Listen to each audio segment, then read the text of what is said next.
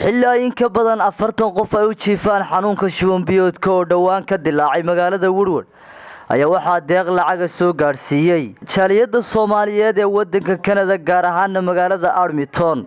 deeqdan lacagta oo dhan $1800 ayaa waxa ay u soo wakiisheen Sheekh Cabdiraxmaan Ciise Xaaji Maxamuud Urmaax oo isagu markaasi wakiil uga ahaa. deeqdan u sii wakiishay Xasan Cismaan Raambo oo kamid ah gudida caafimaadka degmada Woodward. odayaasha iyo waxgaradka gudida caafimaadka degmada Woodward ayaa u mahad celiyay jaaliyadaasi Soomaaliyeed. waxaa fadhiya gudigii caafimaadka iyo saxaafadda wakiilada xafiisyada amal baa fadhiya.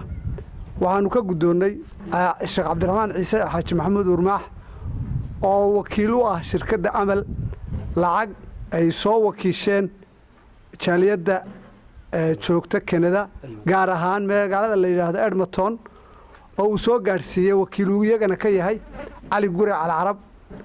lacagtaas oo dhan $1800 waan ka gudoonay.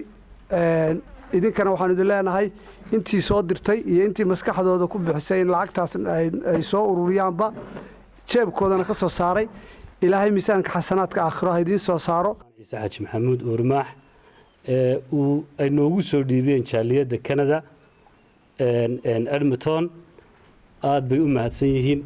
ilaahayna waxaan uga baryaynaa in ilaahay miisaanka xasanaadka ugu daro. dhinaca kale maamulka Khaatumo ayaa lacag dhan $1000 waxa ugu deeqay dadka xanuunka shuban biyoodka asiibay, iyadoona uu maamulka Khaatumo u noqonayo maamulkii ugu horeeyay ee u soo gurmada dadkan xanuunka shuban biyoodka ku asiibay degmada Woodward. waxaan ku wareejinaynaa deeq lacageed oo ay wakiisheen maamulka Khaatumo oo wakiil uga ahay ayaa waxaan ku wareejinayaa gudiga caafimaadka iyo odayaasha deegaanka lacagtaas oo dhan $1000. marka waxaan ku wareejinayaa hadda gudoomiyaha gudiga caafimaadka oo dhinac fadhiya.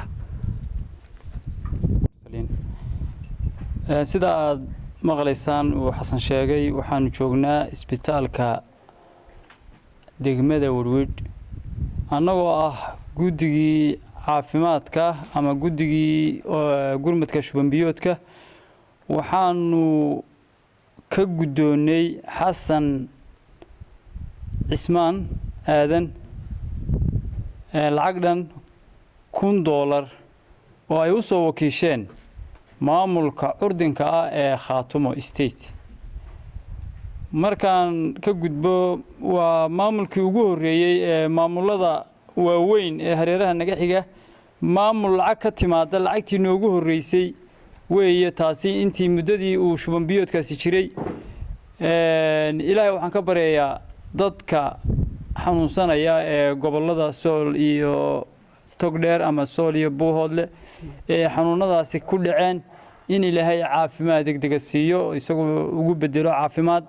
abaarta ka saartay dadkaas oo abaartii soo martay ay u raacday xanuun khatar ah oo shuban biyood ah. Sakariya Maxamed Ciise Wadani wararka telefishinka Somali News Woodward.